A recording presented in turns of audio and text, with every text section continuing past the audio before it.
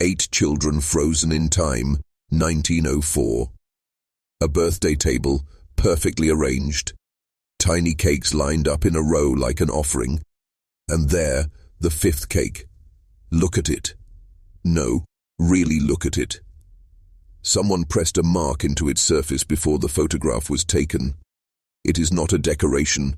It is not a child's playful handprint.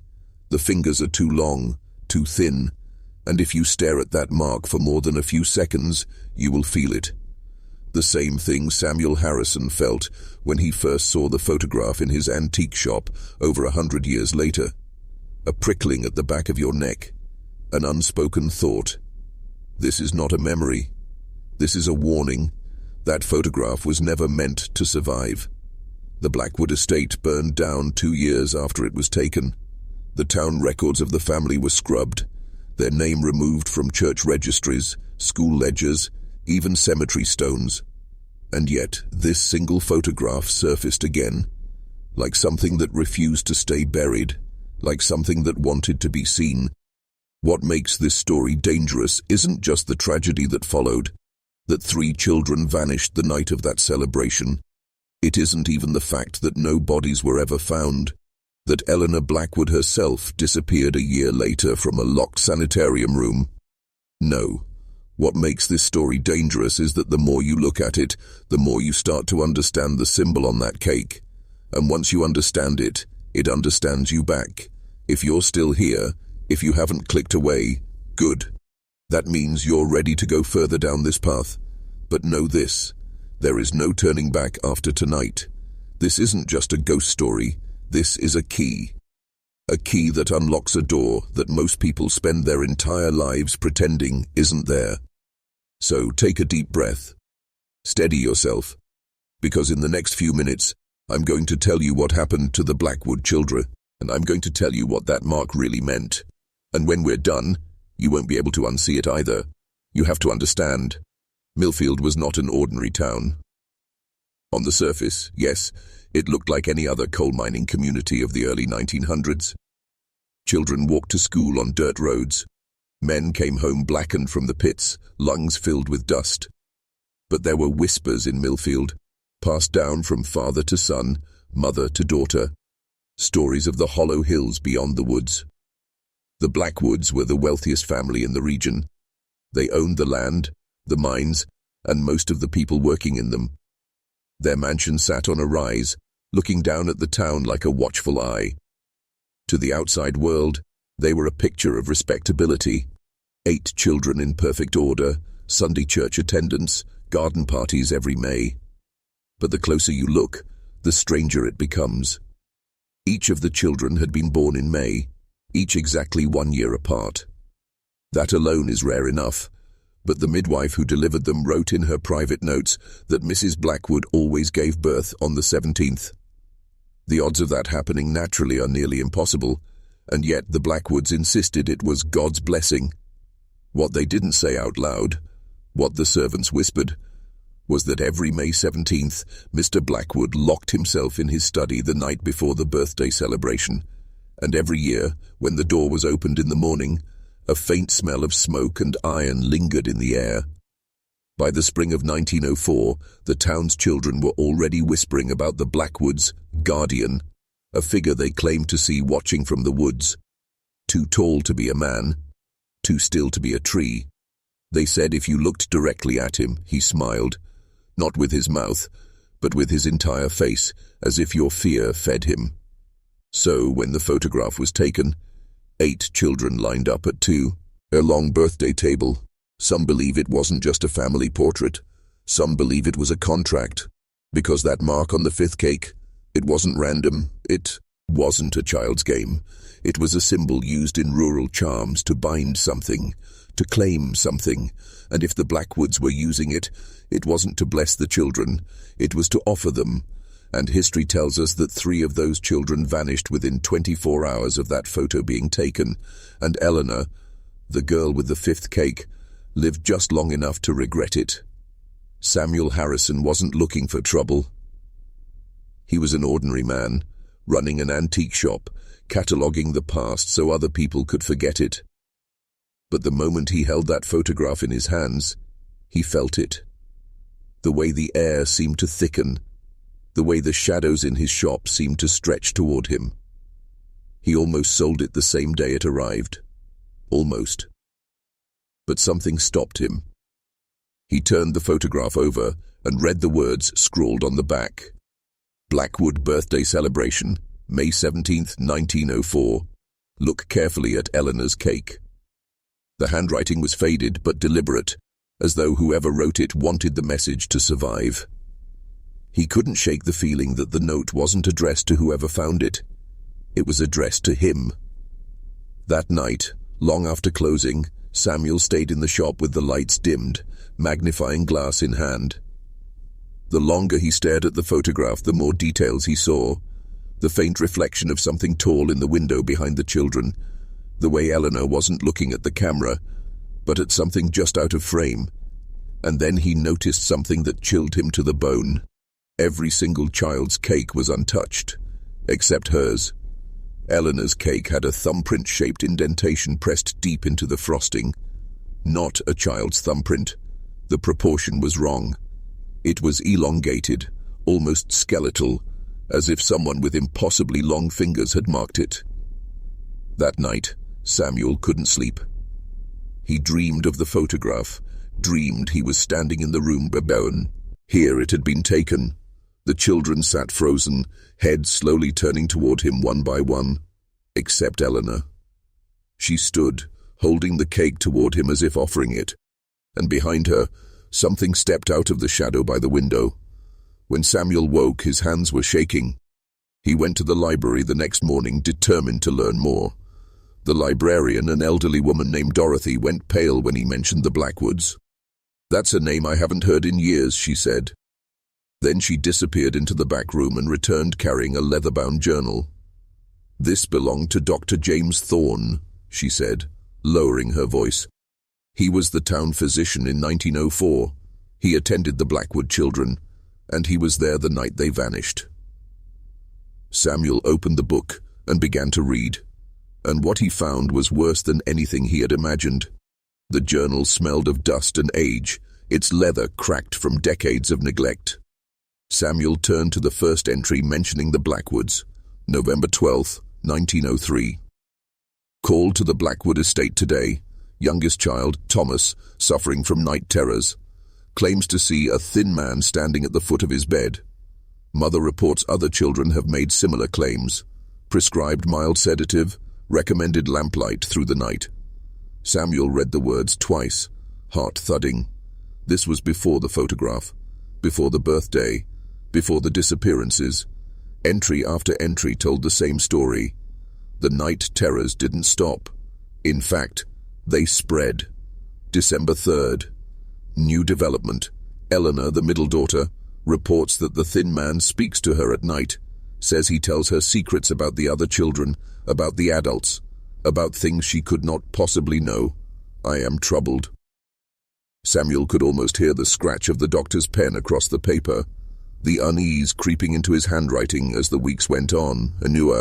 At 18th. Eleanor found sleepwalking in the woods behind the estate, barefoot in the snow, no frostbite, despite hours outside. Claims the thin man invited her for a walk, describes him again. Unnaturally tall, face obscured, only the mouth visible, always smiling. Servants are afraid to enter her room. They say objects go missing and reappear arranged in strange patterns. Samuel's fingers trembled as he turned the pages. It wasn't just the children who were afraid. The doctor himself was starting to sound unmoored. Servants whisper that Eleanor has been marked. I do not know what they mean, but there is a feeling in this house, as though we are being watched. Even I find myself avoiding the windows after dark. And then came the entry that froze Samuel's blood. Mrs. Blackwood reports Eleanor now sleeps soundly for the first time in months. She carries a cloth doll everywhere, says it represents the thin man. When asked what changed, Eleanor says she made a deal. I'm not certain what she means, but the atmosphere in the house is wrong. I can hear the other children crying when they think no one is listening. They are afraid of their sister. Samuel shut the book and stared at the floor. A deal. Eleanor had made a deal, and whatever that deal was, it had marked her, and possibly doomed the others. The next entries in Dr. Thorne's journal brought Samuel to the very night the photograph was taken, May 17th, 1904. Attended the Blackwood birthday celebration today. An unusual affair as always, all 8 children born in May.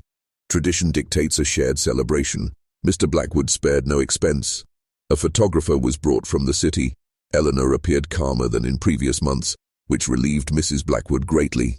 Samuel could almost see it. The long table draped in lace, the carefully plated cakes, the children seated by age in descending order like living decorations, the photographer setting up the camera, the flash powder ready to explode into white light. But then came the detail that turned a family celebration into something darker. When the cakes were brought in, Eleanor did something curious. Before anyone could stop her, she pressed the hand of her cloth doll deep into the frosting of her cake. The symbol left behind was unlike anything I recognized. When scolded, Eleanor replied, "He needs to mark what's his." The other children fell silent. Several looked frightened. The atmosphere of the room became tense. It felt almost ritualistic. Samuel looked back at the photograph. He noticed it now. The way several of the children's faces looked tight with fear. The way their eyes darted slightly toward Eleanor, not toward the camera. Dr. Thorne's journal continued. The children were allowed to sleep together in the third-floor playroom as a special treat. Mr. Blackwood called it a camping adventure. I departed before they were put to bed.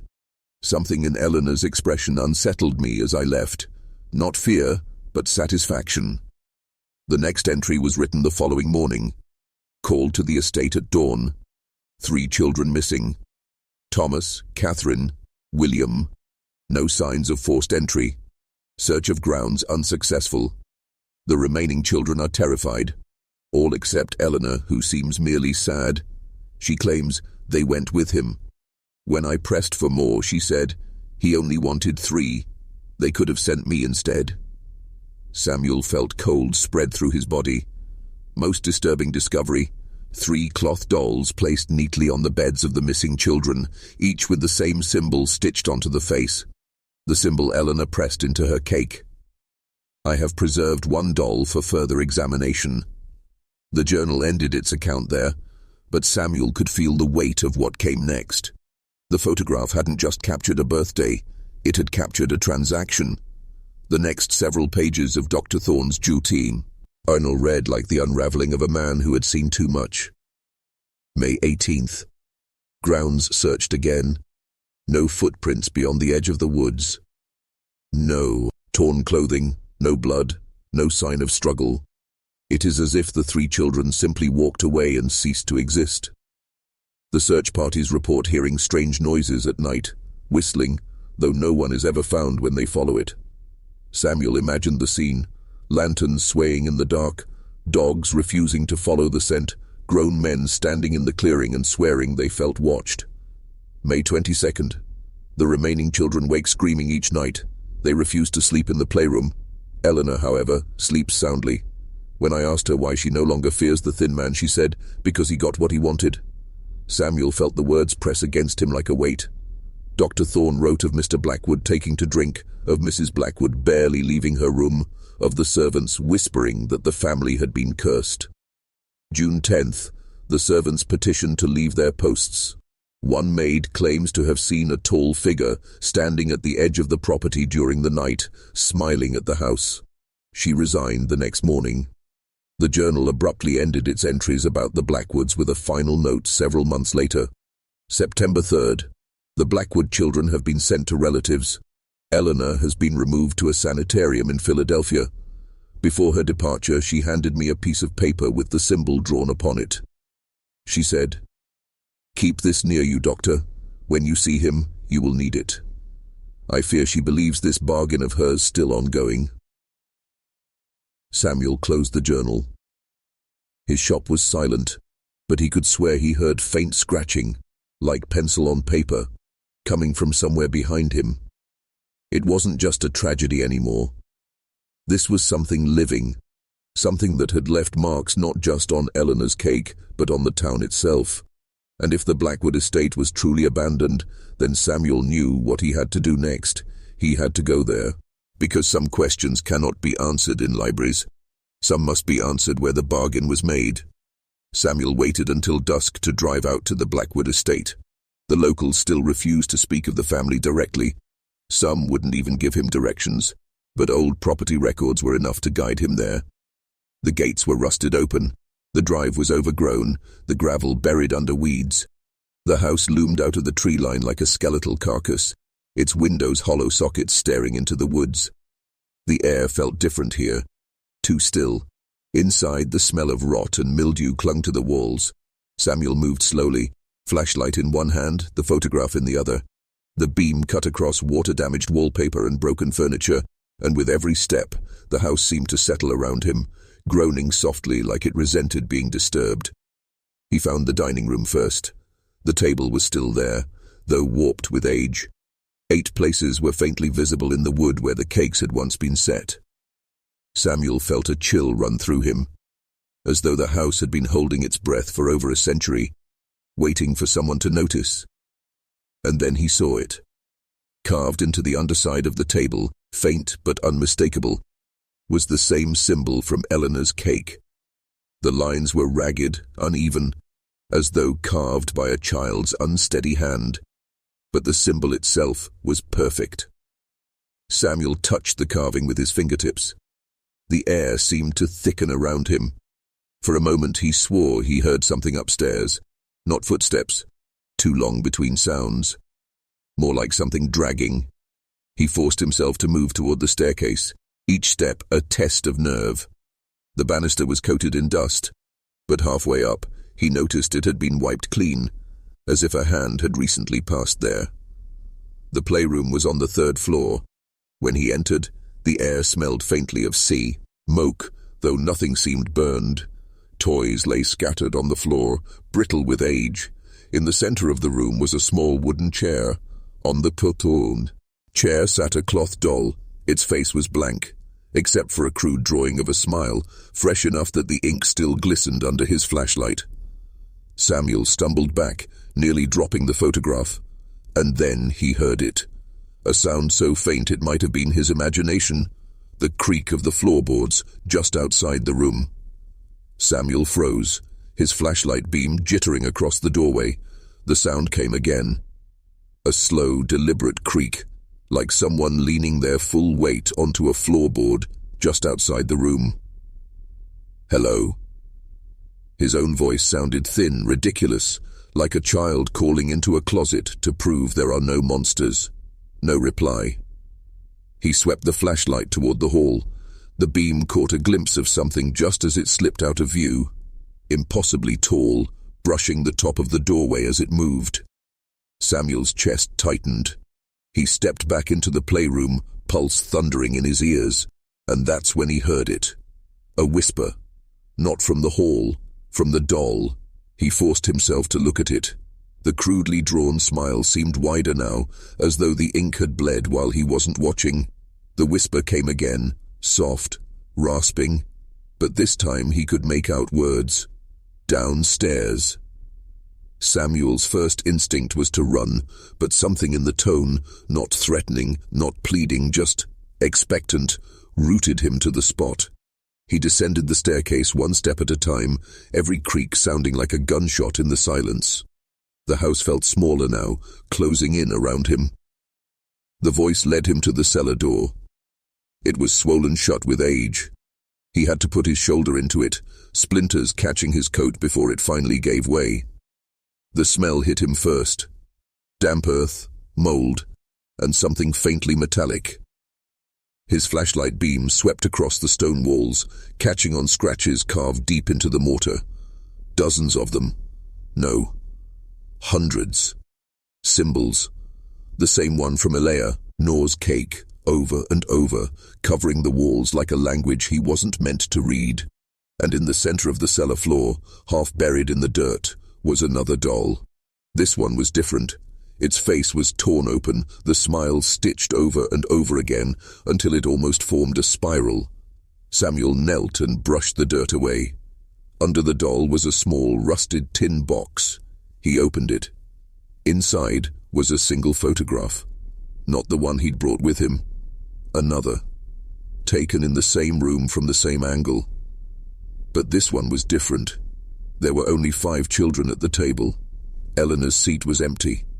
And written across the bottom, in a jagged child's hand, were 3 words that made his stomach turn to ice. She took them. Samuel sat on the cellar floor, staring at the photograph until his flashlight began to dim. She took them. The words looped through his head, louder each time. It wasn't just a clue. It was an accusation. He shoved the photograph into his coat pocket and left the cellar, feeling the house's silence close behind him like a door. Back at his shop, Samuel spread the journal, the photographs, and the doll across his desk. Piece by piece, he tried to make sense of it, and then he found it. Buried in the back of the journal, after the last Blackwood entry, was a loose page, a letter never sent. Dr. Thorne's handwriting was shaking, as if he'd written it in haste. To whom it may concern, I fear we have misunderstood the nature of Eleanor's affliction. She is not haunted. She is chosen. Whatever this entity is, it speaks through her, perhaps even acts through her. She is no longer simply a child. She is becoming something else. If she is removed from this house, I cannot say whether the influence will break or follow her, but I fear the latter. Samuel felt the breath leave his lungs. Eleanor hadn't been the victim. She'd been the bridge. He stayed away until dawn, digging through hospital records, newspaper archives, anything he could find. And there it was, August 1905. Blackwood girl dies in Philadelphia asylum. The article was brief. It mentioned a sudden and violent episode, that Eleanor's room had been destroyed, and that the staff refused to comment further. The death was ruled natural causes, though no cause was listed. But in the asylum's records, the ones never meant for public eyes, Samuel found a description of Eleanor's final days.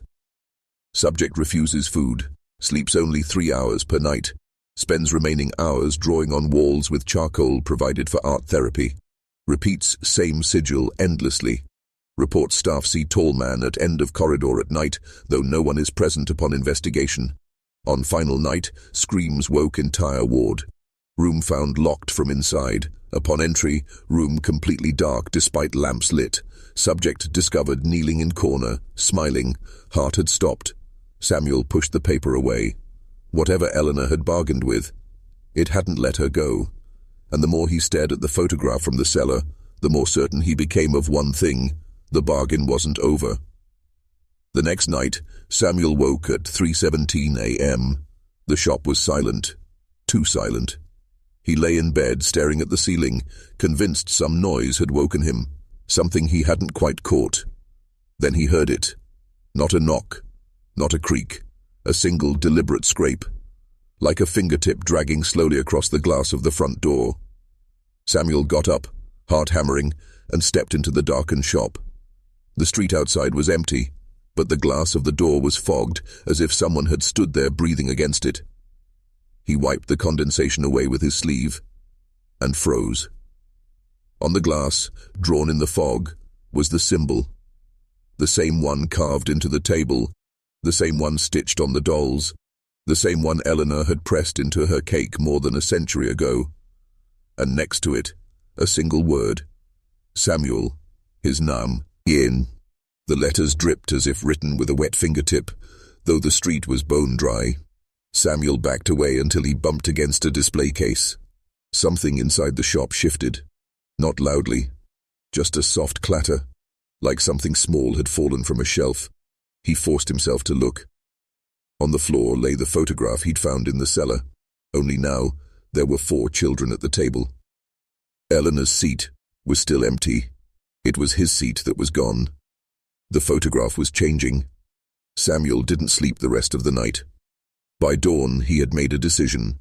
He needed to know what Eleanor had bargained for, and what it wanted now. He packed the journal, both photographs and the doll into a bag. There was one place left to go.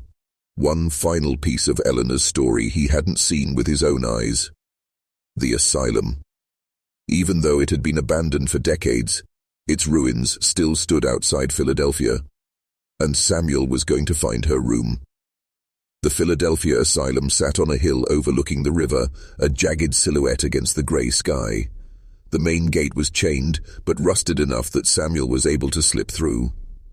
Inside the grounds, the air was damp and sour, thick with mildew and dust. Windows gaped like missing teeth, shards of glass still clinging to their frames. Samuel's boots echoed on the cracked tile as he entered the main hall. His flashlight beam swept across peeling paint, collapsed ceiling tiles, broken gurneys.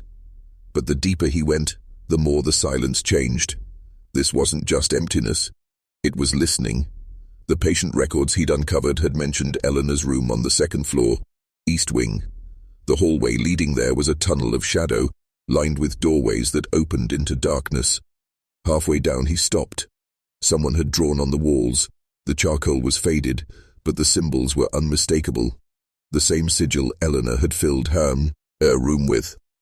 They stretched from floor to ceiling, winding down the hall like a path, and the path ended at a door. Room 214. The door hung slightly ajar. Samuel pushed it open, heart in his throat. The smell hit him first.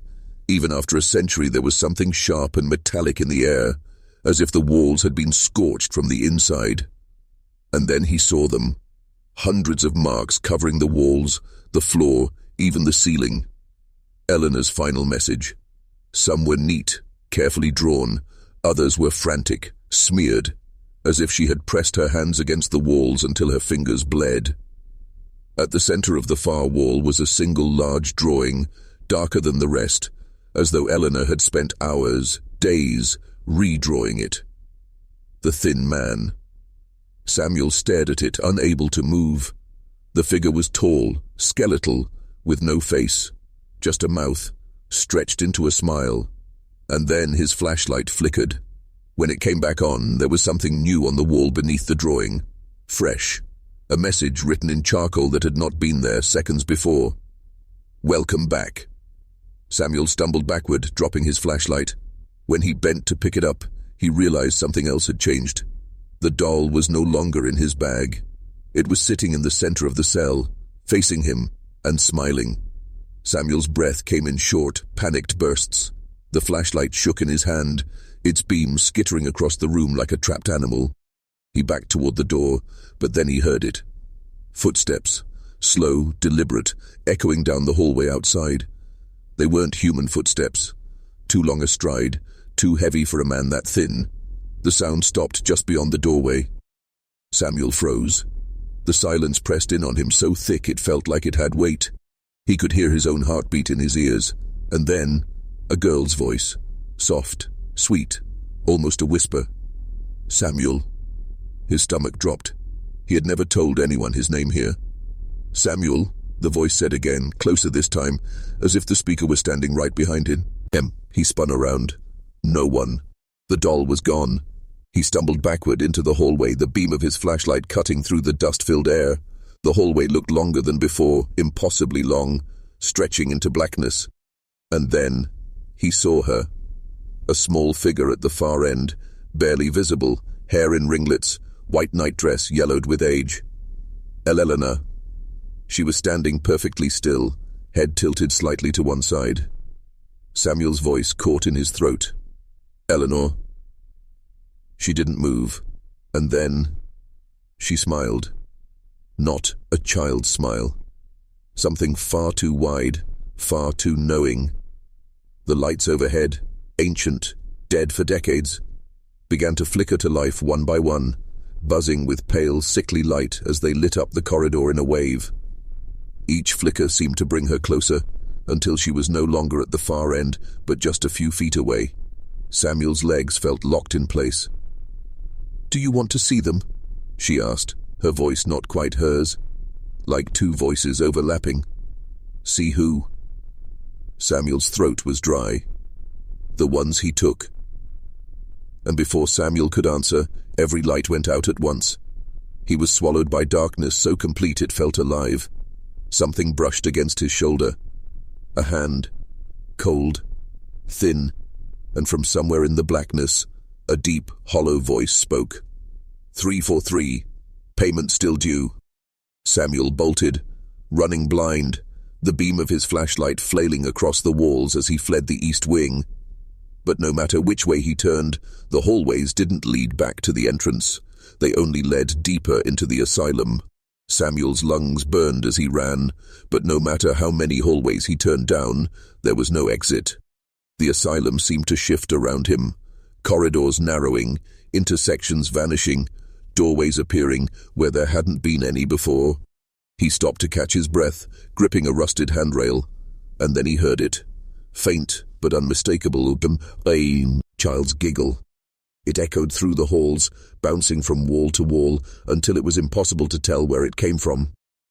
"Stop this!" Samuel shouted, his own voice sounding too small, too human in this place that no longer felt like it belonged to the living. Then, silence, and a sound like something massive moving beneath the floor. He followed the sound down a stairwell he didn't remember passing earlier, descending into the bowels of the asylum. The air grew colder, heavier, until his breath came out in white mist. The basement level was worse.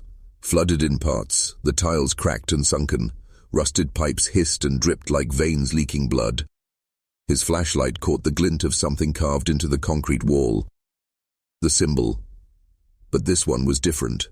It was larger, almost as tall as Samuel himself, and cut deep, as though someone had gouged it with a knife or chisel over and over again until the wall bled dust. And in front of it stood a door, massive, iron, riveted shut. Samuel approached, heart hammering. The air around the door felt charged, like the moment before a lightning strike. As he got closer, he noticed something scratched into the metal surface of the door. A single phrase, repeated over and over again, in a child's uneven handwriting. "Let me in." He touched the door without meaning to, and the temperature dropped instantly, his fingers numbing against the metal. From behind the door came a sound that made his blood run cold. A chorus of voices, children's voices, calling his name, some of them crying, some of them laughing, and over it all, a slow, steady knocking, as if something on the other side had just realized he was there. The knocking grew louder, the voices more desperate, and somewhere deep inside himself, Samuel felt an urge he didn't understand. Not fear, not curiosity, but something darker. A pull to open the door, to see what was waiting.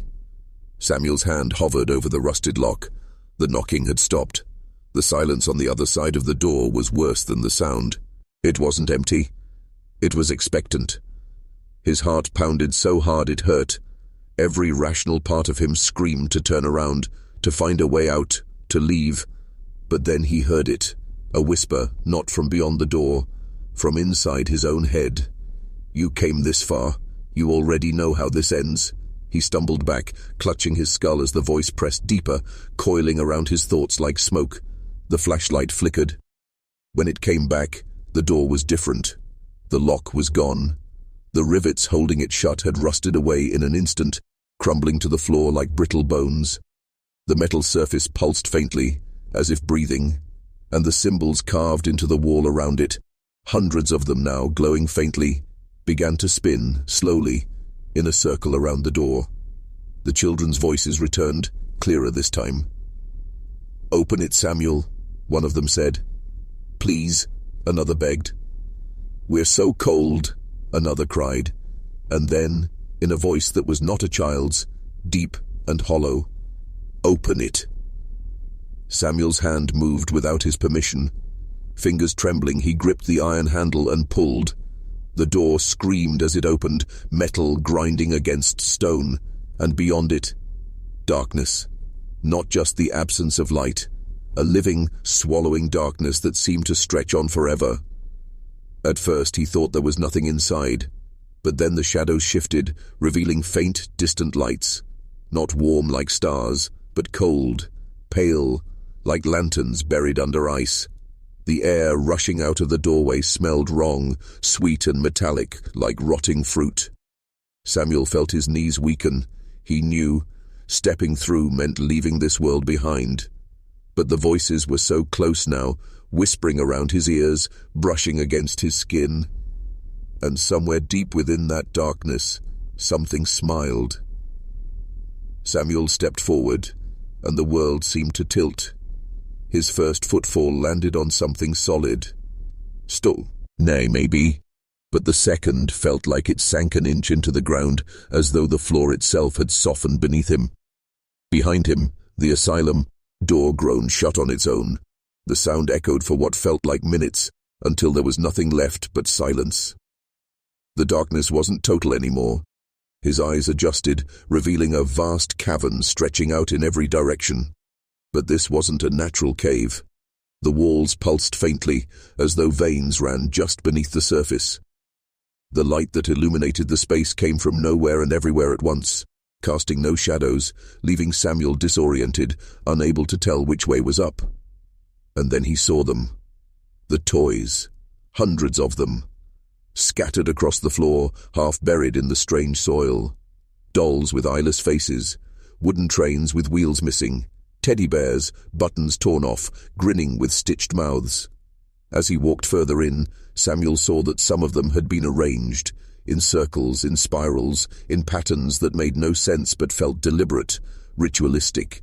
The air here was heavy, syrupy. Each breath tasted like copper. Somewhere deeper in the cavern, a sound began to rise. A hum at first, low and distant, then building, layering into something that almost sounded like singing. Children's voices again, but this time they weren't begging. They were laughing. Samuel's skin crawled, and then a shape moved in the distance, impossibly tall, impossibly thin. It stepped into the faint glow, its body distorted by the strange light. Its arms hung too long, fingers dragging along the ground, leaving trails in the soil. Samuel's legs locked, every instinct screaming at him to run. But there was nowhere to go. The figure tilted its head like it was curious, and then, in that same hollow voice, it spoke. "I have been waiting, Samuel." The sound wasn't loud, but it filled the space, vibrating in his bones. And as the thing began to walk toward him, Samuel realized the toys were moving now, turning, twisting, faces pointing toward him, as though they were watching, as though they were witnesses. The figure stopped just a few feet away. Samuel could finally see it.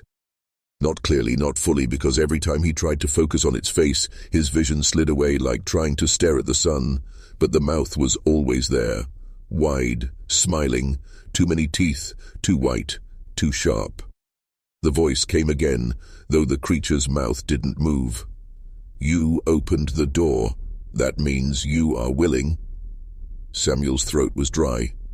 Willing for what? The thing tilted its head the other way, almost playfully. To trade. The children's laughter rose behind it, dozens of voices giggling, whispering, some calling his name. Samuel shook his head. "I didn't come here to make a deal. I just wanted to know the truth about Eleanor." The grin seemed to widen. "And now you know. She came here. She walked these floors. She gave me what I asked for." The air around Samuel grew heavier, pressing in like deep water. "You can have them back, Samuel. The lost ones, the 3, I can open the way." For a moment Samuel's heart leapt. Could that be possible?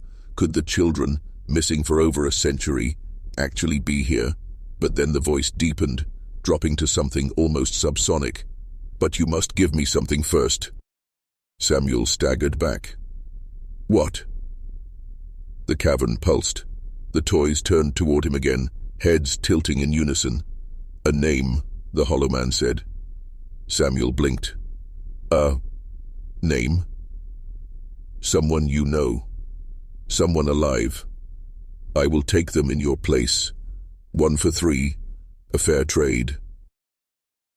Samuel felt the bile rise in his throat. "Why me?" he demanded. The figure leaned closer, impossibly close, until its mouth was right next to his ear. "Because you looked too closely. Because you called me here. The words sank into him like ice water. Choose, it whispered, or I will choose for you. And with that, the cavern lights dimmed, the laughter ritualed, sing to a shrill, unbearable pitch. Images flashed in Samuel's mind, faces of people he knew, friends, neighbors, strangers he'd passed on the street, as if the creature were flipping through his life, waiting for him to point to one. Samuel dropped to his knees, clutching his head, screaming over the sound, but the voice was still there, calm, patient. 3 for 3. Choose. Samuel's scream dissolved into ragged sobs. The cavern was no longer just a place. It was a pressure, closing in on him from all sides. The faces flashing in his mind slowed, lingering. His mother, his sister, people he had loved, people he had hated, even people he barely remembered. The hollow man was showing him every possible offering. Choose, the voice said again, softer this time, almost coaxing. Samuel shook his head violently. No, I won't. The figure straightened, that impossible smile still fixed in place. Then you do not want them back. The toys around him began to move, dragging themselves closer on splintered limbs, surrounding him in a tightening circle. Somewhere deep in the darkness, something heavy began to stir, a slow, rhythmic thud, like footsteps approaching. Samuel gritted his teeth. I didn't come here to sacrifice anyone. I came to find the truth. And now I have it. That's enough. The air went still. For a heartbeat, there was silence. Then, laughter. Not the playful kind. Cruel, mocking, so loud it shook the ground beneath him. You think you get to decide when this ends? The hollow man boomed, the words reverberating like 1,000 voices speaking at once. The cavern walls pulsed violently, cracks spider-webbing through the stone. The lights overhead began to go out, one by one, plunging the place into near total blackness. Samuel stumbled backward, clutching his flashlight. But the beam barely cut through the darkness now, swallowed almost instantly. And then he heard it. Not laughter this time, but crying. A single, high-pitched wail. He turned, and there they were. 3 children, standing just behind him, their faces pale, hollow-eyed, their nightgowns torn and blood-stained. Eleanor's wards, the missing ones. They reached for him, silently pleading. The hollow man's voice slithered through the dark. They belong to me. You can walk away, Samuel. Leave them. Forget this place. Or... The thing leaned close again, whispering into his skull. You can stay. Samuel froze. Stay. The word echoed through him, too tempting, too terrible. If he stayed, would they be freed? Would he take their place? Would the hollow man finally let them go? The children's eyes were wide, waiting for his answer. Samuel's breath came in shallow gasps. The cavern felt alive now, throbbing with anticipation, waiting for him to speak. He stared at the 3 children, their tiny hands still outstretched, their mouths silent, but their eyes screaming. He could feel the hollow man behind him, towering, patient, smiling. Choose, it whispered one last time. Samuel dropped the flashlight. The beam spun across the floor, illuminating a single symbol carved into the ground, the same one he had seen scratched into the walls upstairs. The moment he saw it, something inside him snapped into place. No, he said. His voice was quiet, but it carried through the cavern like a strike of thunder. I'm not giving you anyone. Not them, not me, no one. The hollow man's grin widened impossibly. Then you choose war. The cavern shuddered violently. The toys flew into the air, spinning and clattering like bones in a storm. The 3 children were yanked backward into the dark, screaming this time, clawing at the air as they were dragged away. Samuel lunged after them, but as his hand touched the soil, the ground itself split open beneath him. He fell, down through blackness, through a tunnel that seemed to stretch forever, spinning, weightless. When he hit the girl, Sound. It wasn't stone. It was mud. He was outside. The asylum stood before him, looming against the night sky. But now it looked different, alive. Its windows glowed like eyes watching him. Its doors pulsed faintly, as though the whole building were breathing. And somewhere inside, he could still hear the hollow man laughing. Samuel staggered to his feet, mud dripping from his hands. He knew in that instant that this wasn't over. He hadn't beaten it. He had only delayed it.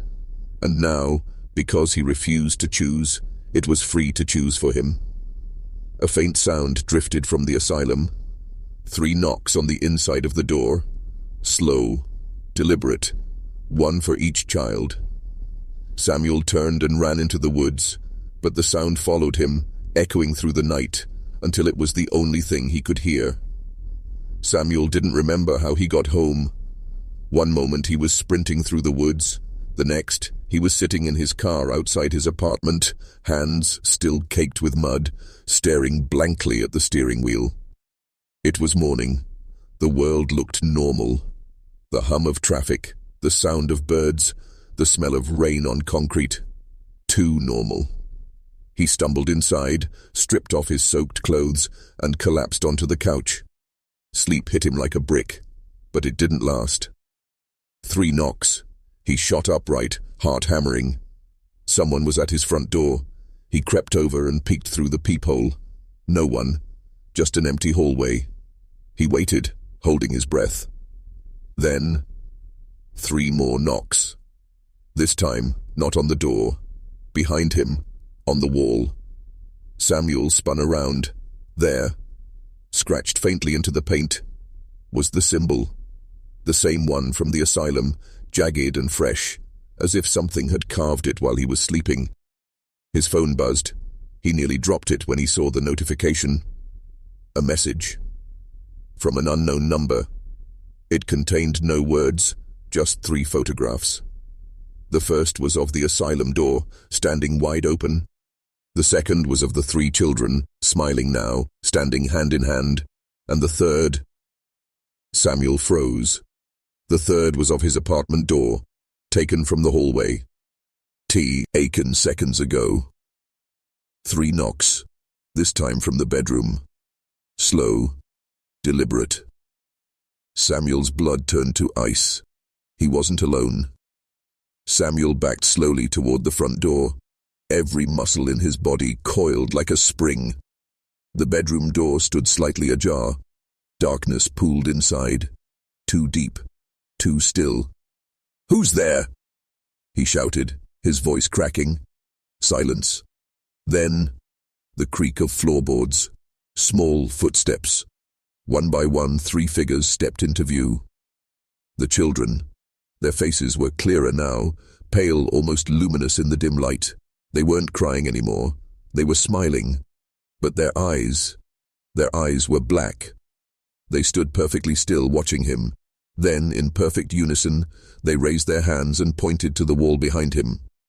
Samuel turned, and his stomach dropped. Every wall of the apartment was covered in the symbol now, drawn in something dark and wet that glistened under the light. The smell hit him a second later. Metallic. Blood. He stumbled back, gagging, when the lights flickered violently. And then everything changed. The apartment stretched, warped. The walls melting like wax. The floor softening under his feet. He knew this place now. The asylum. He was back. Or worse. The asylum had come here. From the far end of the warped hallway, a figure emerged. The hollow man. Still smiling. Still impossibly tall. And this time it brought the darkness with it, spilling across the floor like water, devouring everything in its path. Samuel bolted for the front door. But when he threw it open, it wasn't the hallway outside. It was the cavern. The same cavern from before, the same toys scattered across the floor. And somewhere deep inside, the laughter started again. Low, patient, hungry. Samuel slammed the door shut, heart hammering, chest heaving. But the darkness was already spilling under the frame, rising up the walls like black mold. He grabbed the nearest thing he could find, a lamp, and hurled it at the wall. The glass shattered, sparks flying. The symbols kept glowing. "No!" he screamed, racing into the kitchen, yanking open drawers until he found a box of matches. If the Hollow Man wanted his home, he would burn it to the ground first. He struck a match and held it to the curtains. The fabric caught instantly, flames racing up the wall. The apartment filled with smoke, the glow of fire mixing with the unnatural light of the symbols until it was impossible to tell where one ended and the other began. Behind him the children giggled, not scared but delighted. "Stop laughing!" Samuel shouted, spinning around. But they were gone. Only the Hollow Man remained, standing in the corner, untouched by the fire, smiling wider than ever. "Fire won't save you," it said, its voice vibrating through the floor. The heat grew unbearable. Smoke burned Samuel's throat, made his eyes water, but he didn't stop. He grabbed a chair, smashing it into pieces, feeding the flames. The fire roared higher, licking the ceiling. The walls began to collapse, but what lay behind them wasn't drywall. It was stone. The asylum stone. The apartment was gone now. Samuel was standing in the asylum's basement again, fire licking at the symbols on the walls. For the first time, the Hollow Man's grin faltered. The glowing carvings flickered, dimmed. Samuel realized, with a rush of adrenaline, the fire was hurting it. He grabbed a burning piece of wood and hurled it at the massive iron door. The cavern shook as the flames spread. The children's laughter turned to shrieks. And the Hollow Man finally moved, fast, too fast, rushing toward him like a shadow breaking loose from the floor. Samuel ran, heart pounding, smoke stinging his lungs. Behind him, the door buckled and split with a deafening crack, and something inside screamed. The door tore open behind him, unleashing a rush of black wind that extinguished the fire where it touched. But not fast enough. The flames had already spread to the carved walls, consuming the symbols one by one. Samuel ran, coughing, stumbling, smoke clawing his throat raw. The asylum around him groaned like a living thing. Stone cracked, ceiling beams splintered, doors slammed open and shut by unseen hands. The Hollow Man's scream was everywhere now. Not just behind him, but inside his skull. A shrieking wail that made his teeth ache. "You can't break the bargain," it howled, its voice rattling the air like thunder.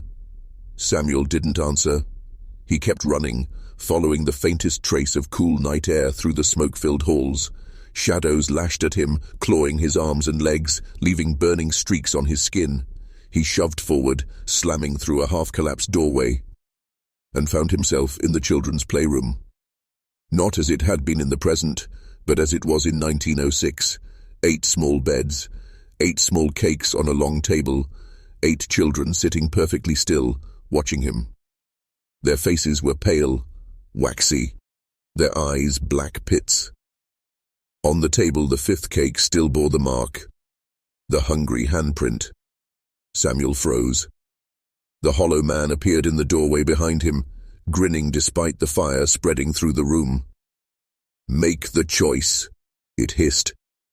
The children turned their heads toward him in eerie unison, mouths opening silently. He could almost hear them, pleading, whispering, begging. His eyes darted to the matches still clutched in his fist. If he set the table alight, if he burned the cakes, maybe it would end, but maybe it would destroy them too. And then he saw Eleanor, standing at the head of the table, her doll in one hand, her dark eyes fixed on him. She didn't speak. She just nodded. Samuel struck the match, held it to the tablecloth. The fire caught fast, spreading across the table. The cakes went up like offerings on an altar. The Hollow Man shrieked, its body twisting, folding in itself like paper burning in reverse. The room shook violently. The ceiling cracked. Samuel ran for the window, threw himself through the glass, and landed hard on wet grass. He rolled over, gasping, looking back. The asylum was gone. Nothing stood there now but an empty clearing under the moonlight. But faintly, just faintly, he could still hear children laughing. Samuel lay on the cold ground, chest heaving, lungs burning from smoke and exertion. The night was impossibly still. No crackling fire, no crumbling walls, no asylum, just an empty clearing, bathed in pale moonlight. He pushed himself up to his knees, coughing, trying to steady his spinning vision. The grass beneath him was damp, slick with dew, or was it blood? When he touched it, his fingers came away red. His stomach lurched. But when he looked again, the stain was gone, just wet grass. He staggered to his feet, every muscle trembling. It was over. It had to be over. The children were gone. The hollow man was gone. But then he saw it. At the edge of the clearing, nailed to the trunk of a dead tree, was the photograph. The same 1906 birthday photo that had started all of this. But now, there were only 5 children at the table. Eleanor was gone. So were Thomas, Catherine, and William. Their chairs sat empty. And in the reflection in the window, where the hollow man's smile had once been, there was now a new face. His face. Samuel stumbled backward, heart slamming against his ribs. The photo fluttered once in the wind, and then ignited on its own, burning with a cold blue flame until nothing remained but ash. He turned to run, but froze. On the ground where the photo had been, someone, or something, had drawn the symbol. Fresh, still glistening. And in that moment Samuel knew the truth. He hadn't destroyed the hollow man, he had replaced it. The bargain had been rewritten, and now the hunger, that endless, gnawing hunger, was inside him. Somewhere in the trees, a child's voice giggled, and for the first time, Samuel smiled. The clearing felt colder now, colder than it had any right to be. Samuel stood perfectly still, heart pounding, staring at the glowing symbol at his feet. It pulsed once, like a heartbeat. And then he felt it, a pressure deep in his chest, like something was pushing outward, stretching his ribs from the inside. He stumbled back, clutching himself, gasping. The hunger was real now, not just fear, not just imagination. It was a need. He doubled over as a wave of nausea racked him, but there was nothing to throw up, only a whisper, not outside, inside. Feed. Samuel pressed his hands to his ears, but it didn't help. The voice was in his bones. Images flashed behind his eyes. Children, laughing, running through the woods. Not ghosts, not memories. Living children, somewhere nearby. He could hear them breathing, giggling, whispering secrets to each other, and he knew, with a cold certainty, that if he called to them, they would come. He stumbled toward the tree line, every step a war with himself. "No," he rasped, his voice barely more than a growl. "I'm not you." But another voice answered. His own voice, but twisted, deeper, resonant. "You are me." The shadows around him began to lengthen, twisting into familiar shapes. Tall, thin silhouettes, with smiles too wide. He backed away, fists clenched. The hunger grew sharper, biting into him like knives. If he resisted, it would tear him apart. If he gave in, it would never stop. And that's when he understood the hollow man's secret. It wasn't a creature, it was a curse, a role, a mask passed down through whoever survived the bargain. Eleanor hadn't just vanished, she had worn this same hunger, until it consumed her. And now it was his turn. Samuel fell to his knees, shaking, sweat cold on his skin despite the night's chill. Somewhere deep inside, something smiled, and he realized with a sick dread, he was smiling too. The night, it pressed closer, heavy and suffocating. Samuel's breath came in ragged bursts, every inhale laced with the sharp tang of iron, every exhale carrying that strange, too-wide grin he couldn't stop. The hunger gnawed harder now, not just in his chest, but in his skull, in the marrow of his bones. He heard the children again, closer this time. Their laughter floated through the trees, soft and inviting. It wasn't mocking anymore. It was welcoming. He staggered toward the sound, feet dragging as if pulled by invisible strings. Each step made the hunger ease, just a little. And that terrified him, because it felt good. He reached the tree line and stopped, fingers digging into the bark until they bled. "Don't," he whispered to himself. "If you go in there, you won't come back." But the laughter changed, turning to sobs, tiny, frightened sobs that pierced straight through him. They were calling for him. Not the hollow man. Him. "Samuel, help us." His heart twisted. For a moment the hunger dulled, replaced by something else. A rush of grief so deep it nearly dropped him to his knees. He took another step into the woods. Branches scratched at his arms, his face, but he didn't stop. The deeper he went, the louder the voices became, until they surrounded him. And then, just ahead, he saw them. 3 small figures standing in a circle of moonlight. Thomas, Catherine, William. Exactly as they'd looked in the photograph. Their faces were pale, eyes wide, pleading. "Help us come home," Catherine whispered. And Samuel felt something shift inside him. Not anger, not fear, resolve. He could end this, one way or another. His hand tightened around the last match in the box, but he wasn't looking at the ground this time. He was looking at the children, and for a split second, he didn't know if he wanted to save them or claim them. Behind him, the woods breathed, branches creaked, and a shadow taller than the trees stretched across the clearing, merging with his own. He didn't move, couldn't move, and slowly, very slowly, Samuel smiled. The children stood motionless, moonlight washing their faces until they looked almost carved from wax. Samuel's hand trembled, the match still unlit. The hunger surged again. But this time it wasn't pain, it was power. Every nerve in his body felt alive, electric. He could feel the children's fear, taste it like copper on his tongue. The woods seemed to lean closer, waiting to see what he would do. Samuel took one slow step toward them. The children didn't move, didn't breathe. "Come closer," he said, his voice low. It wasn't a request, and they obeyed. The hunger roared in approval, hot and dizzying, and for a terrible moment Samuel felt satisfied. This was what the hollow man had wanted all along, not just to take children, but to make someone else want to. The shadow behind him stretched farther, wrapping around the clearing, circling the children. They whimpered, but didn't run. He knelt down, bringing himself level with them. "You called for me," he said, his voice shaking with something between rage and exhilaration. "And I came." Catherine's lip trembled. "Are you going to take us away?" Samuel hesitated. Some part of him, the part that was still human, screamed no. But another part, deeper, older, smiled. "You're already gone," he said. And with that, the match flared to life. The children's eyes widened, but instead of throwing it, Samuel pressed the flame to his own arm.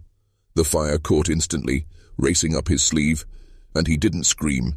He stood there burning, smiling, as the shadow writhed and shrieked, as though the fire was consuming it too. The children backed away, crying, as Samuel walked toward them, his entire body ablaze but unflinching.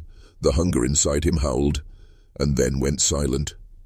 The shadow ripped free from his feet, twisting upward into a towering, screaming silhouette before collapsing into ash.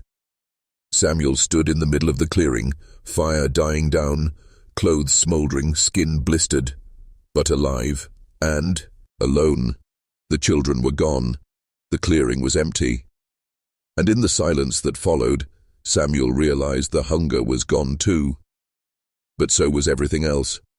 He felt hollow, truly hollow, and in that emptiness, something smiled. Morning crept into the forest like a slow exhale. Pale light filtered through the trees, falling on Samuel where he knelt in the ashes. The clearing looked ordinary now. No shadows, no children, no fire. But he knew what had happened here, and he knew it wasn't over. His clothes were charred, his skin raw and cracked, but the pain felt distant, almost irrelevant. He stood and began walking, one slow step after another, until he found the old road that led back toward town. The world felt different, too quiet, too still. Every sound, a bird call, a rustle of leaves, was too loud, too sharp, as though his senses had been sharpened beyond human limits. When he reached the edge of town, the first person he saw was a farmer hitching a cart. The man froze when he spotted Samuel. "Jesus Christ," he whispered, dropping the rope. What happened to you?" Samuel didn't answer. He just stood there, staring, his cracked lips curling into the faintest smile. The farmer took a step back, fear flashing in his eyes. But Samuel hadn't moved. He didn't have to. He could feel it now, the way fear clung to people like smoke, invisible but tangible. He could taste it on the air, sweet and heavy. The hunger was gone, but something else had taken its place. Not a need, a calling. He walked past the farmer without another word, leaving muddy, ash-black footprints in the dirt. By the time he reached the church at the center of town, a small crowd had gathered. People stared, whispering. Samuel stepped onto the church steps and turned to face them. For a moment he just looked at them, one by one, seeing every fear they'd ever carried, every secret they'd ever tried to bury. And then he spoke. "Your children," he said, his voice calm, quiet, but carrying through the entire square. "Keep them inside tonight." No one moved. No one spoke. Samuel smiled, and for an instant the crowd flinched as though a shadow had passed over them. It was then Samuel knew the Hollow Man was dead, but something far more dangerous had come home in his place.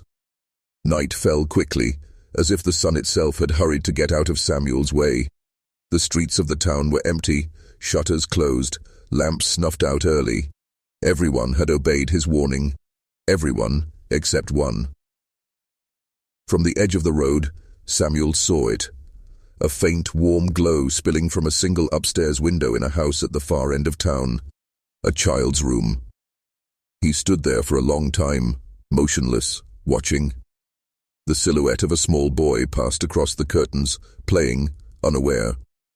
The hunger wasn't there. Not like before, but something else was. A pull, deep and magnetic, that urged Samuel forward. Not to take, not to harm, to choose. He walked slowly, deliberately, until he stood beneath the window. Inside, the boy laughed at something, a sound so pure it hurt. Samuel closed his eyes, and for a moment he saw Catherine, Thomas, William, the children from the clearing, standing just behind him, waiting. The air grew cold. His shadow stretched unnaturally long across the grass, curling toward the house like a reaching hand. One whisper was all it would take. One soft call, and the boy would come to the window. Samuel's fingers flexed, nails digging into his palms until blood ran down his wrists. The boy's laughter stopped. The curtain stirred just slightly, as if the child had felt something, a presence watching him from the dark. Samuel stepped back, heart pounding, torn between the urge to run and the urge to see him. Finally he whispered, not a name, not a word, just a sound. Soft, almost gentle. The light in the boy's room flickered once, then went out. Samuel stood there in the darkness, listening to the silence that followed. Then he turned away and vanished into the night. Behind him, in the dirt road, his footprints were darker than they should have been, as though something had burned them there. And far off, in the woods, a single laugh echoed, low, cold, and unmistakably human. Dawn came grey and heavy, the kind of morning that felt wrong before anyone even opened their eyes. By the time the first villagers stepped outside, the rumors had already started. At the far end of the main road, someone found the first mark, a burned handprint, scorched into the packed dirt, as though the ground itself had been branded. By midday, more had appeared. Symbols no one recognized, curling shapes that seemed to twist and writhe when stared at for too long.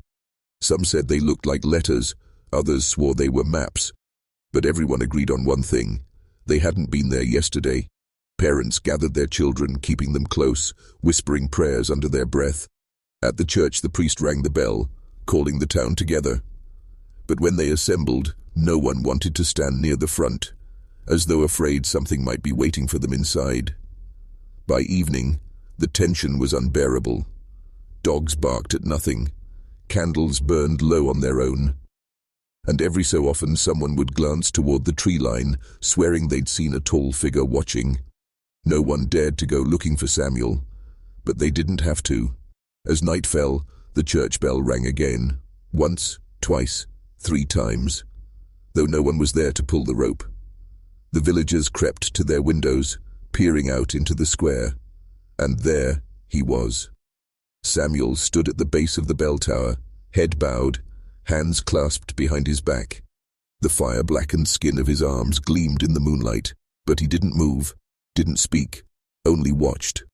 The crowd didn't dare approach him, not when the ground beneath his feet was still smoldering, as though the earth itself recognized what he had become.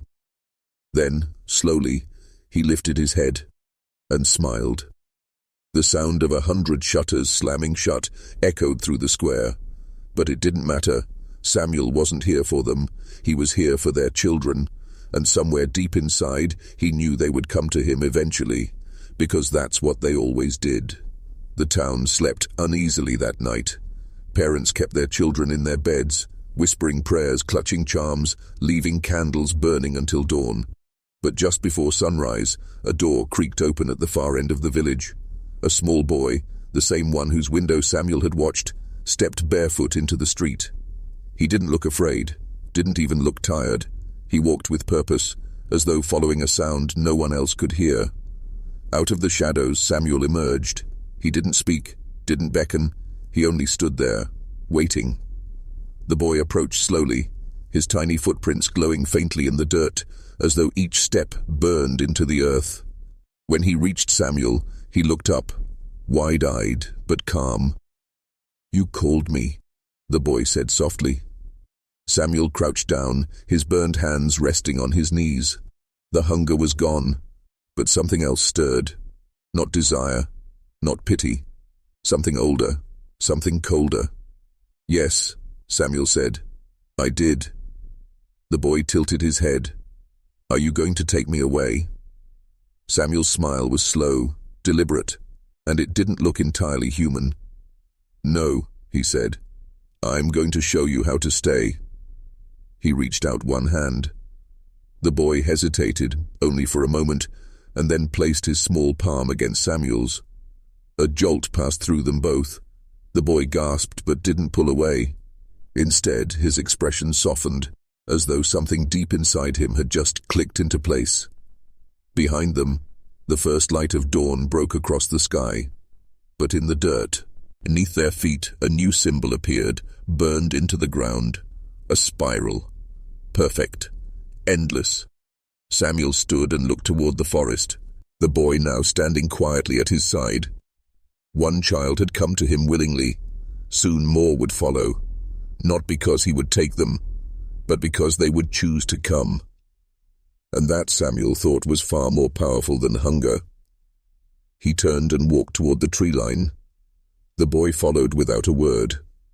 By the time the village woke, there was no sign of either of them. Only the spiral, still glowing faintly in the dirt, waiting for the next set of small footsteps. It began with 1, then 2, then 5. By the end of the week, half the children in the village were gone. No doors had been broken, no windows shattered. The children simply vanished, leaving behind shoes neatly placed by their beds, or toys sitting in the street where they'd last been seen playing. When the search parties went into the woods, they found no tracks but their own. Only spirals burned into the soil, leading deeper and deeper into the trees.